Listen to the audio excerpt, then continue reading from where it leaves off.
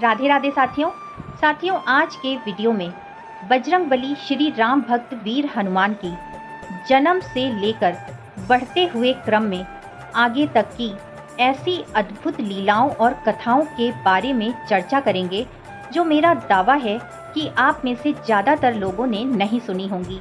तो कृपया धैर्य बनाकर वीडियो को अंत तक जरूर सुनें, तभी ऐसी अद्भुत जानकारियाँ आपको प्राप्त होंगी। हनुमान जी के पिता केसरी और माता अंजना थीं।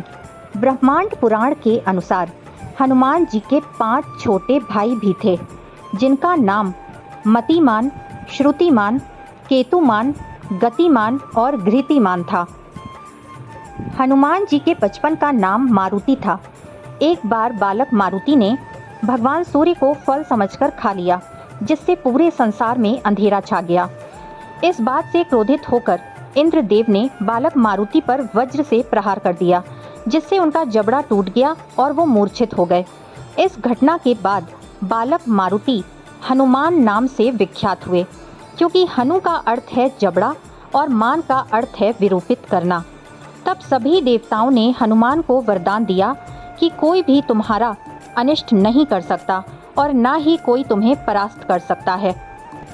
हनुमान जी बचपन से ही एक शरारती बालक थे और वो साधु संतों को भी अपनी शरारत से परेशान कर दिया करते थे। एक ऋषि ने उन्हें हल्का श्राप भी दिया कि तुम्हें तब तक अपनी क्षमता याद नहीं रहेगी जब तक कि किसी अन्य व्यक्ति के द्वारा तुम्हें याद ना दिलाया जाए। और बाद में उन्हें एक वरदान भी दिया कि अग्नि तुम्हें कभी नहीं जला पाएगी। तब हनुमान जी ने लंका दहन किया था और तब अग्नि ने उन्हें कोई भी नुकसान नहीं पहुंचाया था। ऋषियों का श्राप किष्किंधा और सुंदरकांड में भी दिखाई देता है। सीता माता को खोजने के लिए जब जाम्बन जी ने हनुमान जी को उनकी क्षमताओं की याद दिलाई थी और उन्हें प्रोत्साहित किया था, तब हनुमान जी ने माता सीता की खोज कर ली थी। हनुमान जी को मारुति नंदन और पवनपुत्र भी कहा जाता है।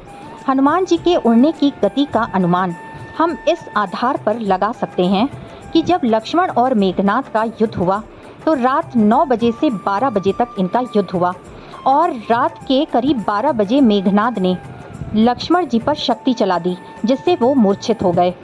तब हनुमान जी श्री राम और विभीषण से चर्चा के बाद सुषेण वैद्य को लंका से लेकर युद्ध के स्थान पर रात करीब 1 बजे पहुँचे। सुषेण वैद्य ने बताया कि लक्ष्मण के प्राण बचाने का एक उपाय है और वो है द्रोणगिरि पर्वत पर संजीवनी बूटी, और उस संजीवनी बूटी की खुराक सुबह 5 बजे के पहले लक्ष्मण जी को हर हाल में देनी है, अन्यथा उनके प्राण बचाना मुश्किल था। तब हनुमान जी रात्रि करीब 1:30 बजे हिमालय के लिए रवाना हुए। हनुमान जी को 2500 किलोमीटर दूर हिमालय के द्रोणगिरि पर्वत से उस औषधि को लेकर आने के लिए 3.5 घंटे का समय मिला था। इसमें से भी आधे घंटे के समय में उन्हें औषधि खोजने में लगा और आधे घंटे का समय भरत जी के द्वारा उनको नीचे गिराने तथा सब बात जानकर वापस भेजने में लगा। अर्थात अब केवल 2 घंटे शेष थे। मात्र 2 घंटे में हनुमान जी को द्रोणगिरि पर्वत हिमालय पर जाकर 5000 किलोमीटर की यात्रा करनी थी। इस हिसाब से हनुमान जी की गति 2500 किलोमीटर प्रति घंटा रही होगी, और अगर एडवांस विमान की बात करें तो उसकी गति भी 2400 किलोमीटर प्रति घंटा है।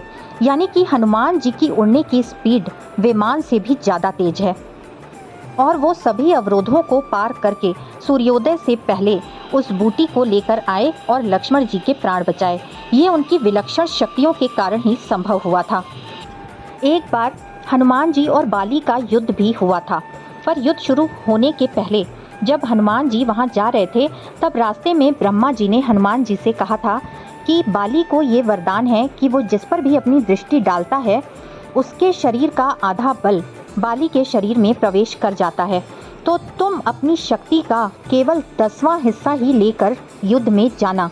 और हनुमान जी ने ऐसा ही किया और युद्ध में वरदान के कारण हनुमान जी की आधी शक्ति बाली के शरीर में प्रवेश कर गई।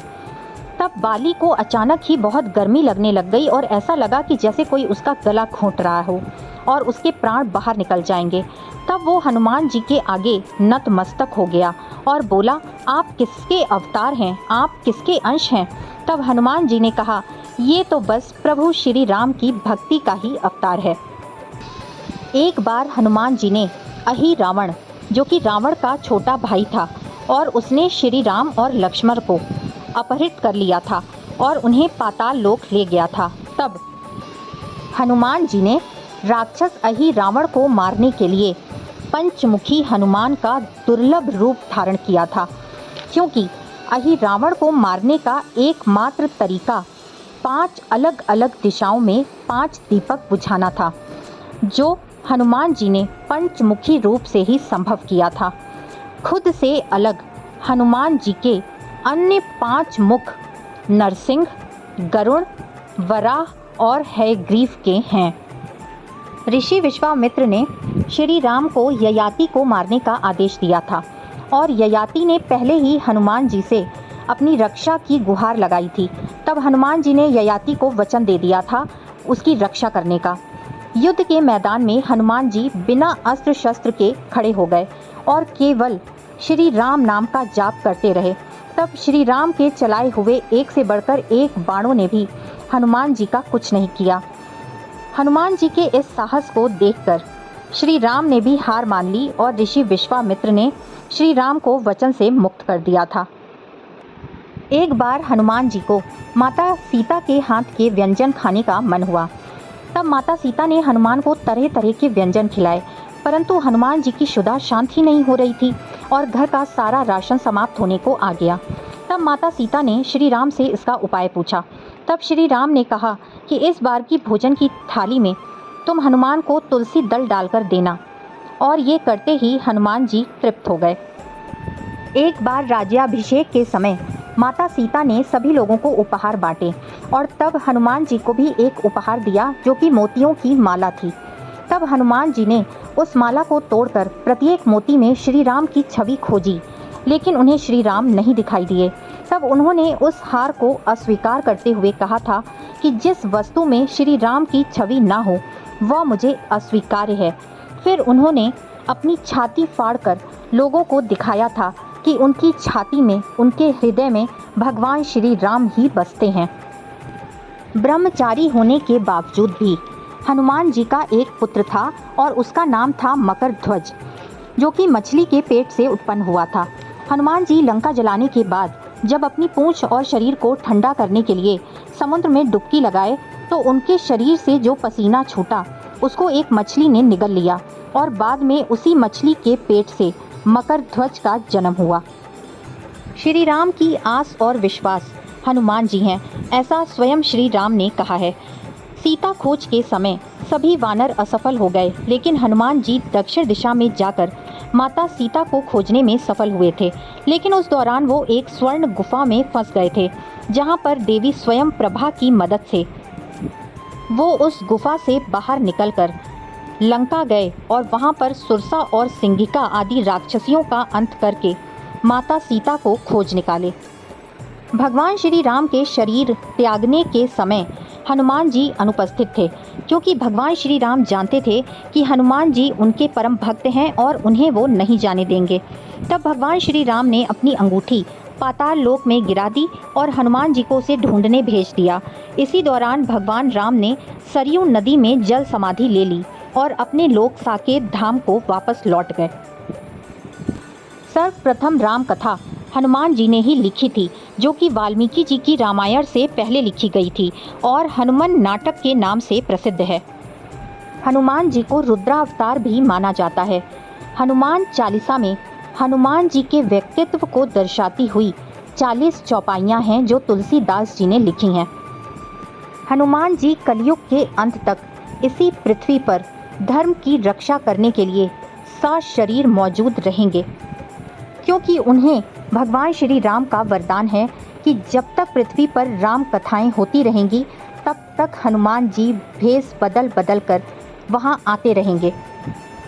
श्रीमद् भागवत में वर्णन मिलता है कि हनुमान जी कलयुग में गंधमादन पर्वत में निवास करते हैं।